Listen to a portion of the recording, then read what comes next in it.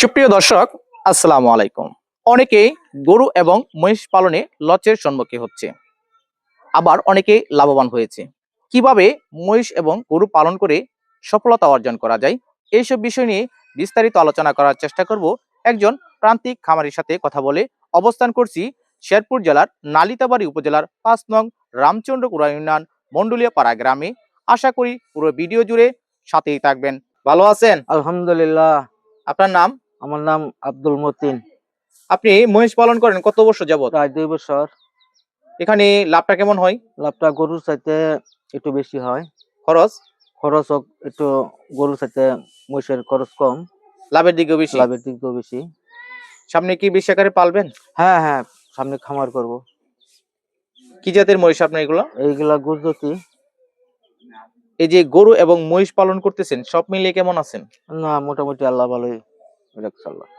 যারা নতুন আছে তাদের উদ্দেশ্যে আপনার পরামর্শটা কি? না, এই মহিষ যাতে অন্যান্য খামারিরা আমি আরো দেখছি, আমার এক বন্ধু মানুষ আছে শালমারা, উনি আগে গরুর খামার করছিল, পরে এখন দেখা যাইতেছে বড় আকারে ৫-৬টা মহিষ পালন করলো। উপরে সিরাজ হাজি গরুর খামার এটা ৪টা মহিষ পালন করতেছে। তাতে বোঝা যায় যে গরুর চাইতে মহিষেরই লাভবান বেশি। এর পাশাপাশি কি করেন? এর পাশাপাশি ওই যে মুরগির খামার আছে, আমার মুরগির খামারে একটু সময় দেই, দোকান আছে। সব মিলিয়ে কেমন আছেন? সব মিলিয়ে ভালো, আল্লাহ ভালোই রাখছে আল্লাহ। অনেকে তো মহিষ পালন এবং গরু পালন করে লস হয়, এটা হওয়ার কারণ কি? না, এটা এটা কেউ যত্ন করে না, যত্ন লাগা আর কি হয় না। মহিষের পানি দিতে হবে, পরিচর্যা করতে হবে, দইতে হবে, প্রতিদিন দইতে হবে। এখানে পরিষ্কার পরিচ্ছন্নতার ব্যাপার কেমন?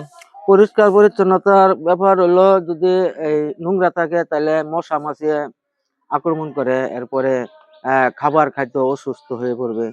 হ্যাঁ, আর যদি ভালো খাবার খায় তাহলে সুস্থ হইব। আর ওই যে বর্ষাকাল গেলেগা ওই যে বুড়ো ক্ষেতের খুশি ছাড়লেই মহিষ পাগলের মতন খাইয়া মোটা তাজা হয়ে যায়, এমনি খরচ কম। মহিষের বাচ্চাগুলো দাম কেমন থাকে? না, ১,১০,৫০০ ছাড়া কোনো বাচ্চাই কিনা পাওয়া যায় না। খরচ কম এবং হ্যাঁ, বাচ্চার দাম বেশি। বাচ্চার দাম বেশি। সামনে তো আরো পালবেন বেশি হ্যাঁ, আকারে। জি। কি কি খাবার খাওয়াচ্ছেন? না, এখন কিচ্ছু না, খড়, শুধু ঘরের উপর? শুধু খড় আর পানি। আর অন্য কিছু দানাদার না, খাদ্য? দানাদার খাদ্য আমরা খাওয়াই যখন ওই গরম পড়ে আসে তখন। তার মানে শীতের সময় কি শুধু খড় খাওয়াতে হয়? খড় খাওয়ানি খেলে চলে। রোগ জীবাণু কেমন দেখা দেয়? রোগ জীবাণু গরুর চাইতে মহিষের নাই বললে চলে। একদম নাই। না, গরুতে?